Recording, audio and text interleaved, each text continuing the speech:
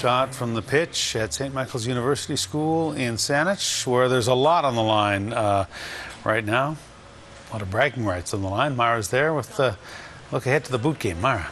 Yes, it's the best rugby rivalry on Vancouver Island, Hudson. St. Mike's University Blue Jays and the Oak Bay Barbarians. And for almost 2 decades, they've been meeting and playing in this game for an old boot, but it's not just any boot. It's the Gareth Rees boot, and it's very prestigious. Lots of bragging rights, a year worth of bragging rights on the line, and no one knows about the boot game more than this man right here, Gary.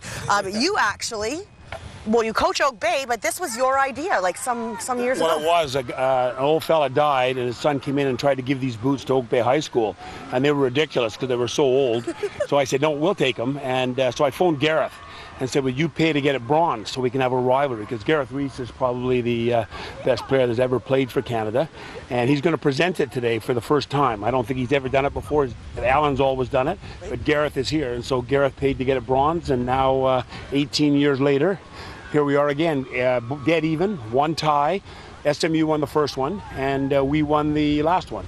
And today we're winning 21-7 at the half, but it's not over yet. No, not over yet. What is it about this rivalry that just makes it so good and it never gets old? Well, the reason it's so good is because it's public-private school, and also there really are only 2 teams that have played for this boot and for the championship for the last 20 years.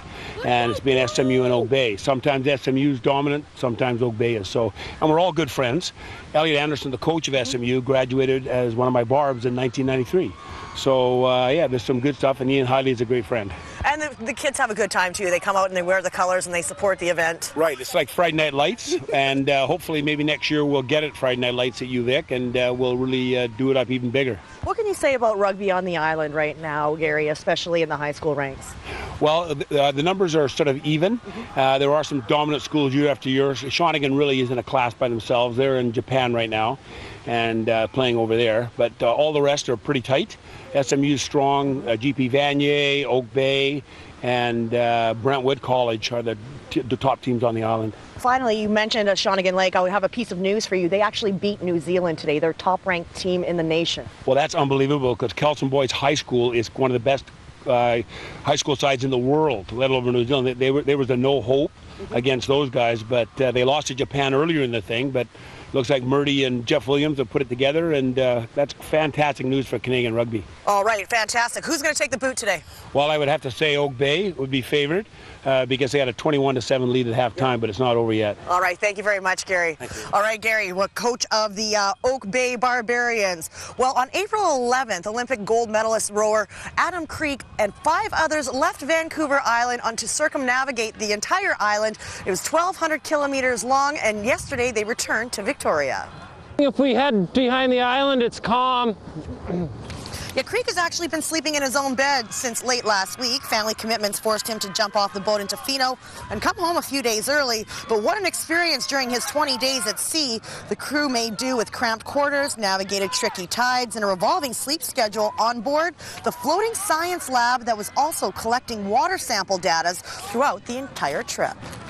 We live by the sea, we live by the ocean, and especially in a place like Victoria, and I think it's our responsibility to get out there, to explore, to adventure, and connect with nature in a real and authentic way. We had a lot of technological challenges dealing with our science, dealing with our communications plan.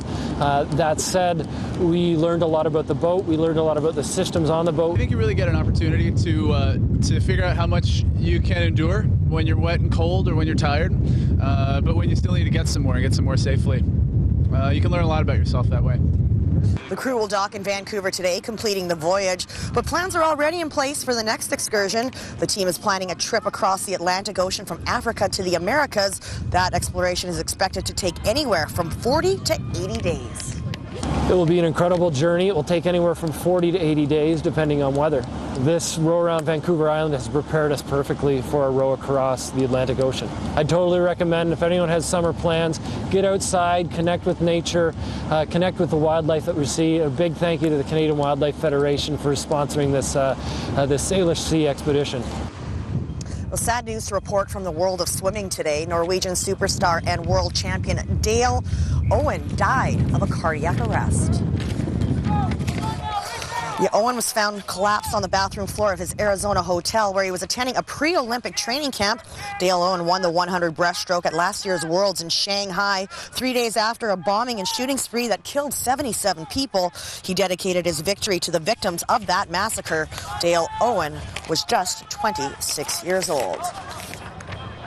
Well, the NHL playoffs continue tonight in Philadelphia, where the Flyers are looking to take a 2-0 series lead over the New Jersey Devils. Now, the Devils don't have their biggest weapon in the lineup. Ilya Kovalchuk is out with a lower body injury. The Flyers currently lead 1-0 in the second intermission.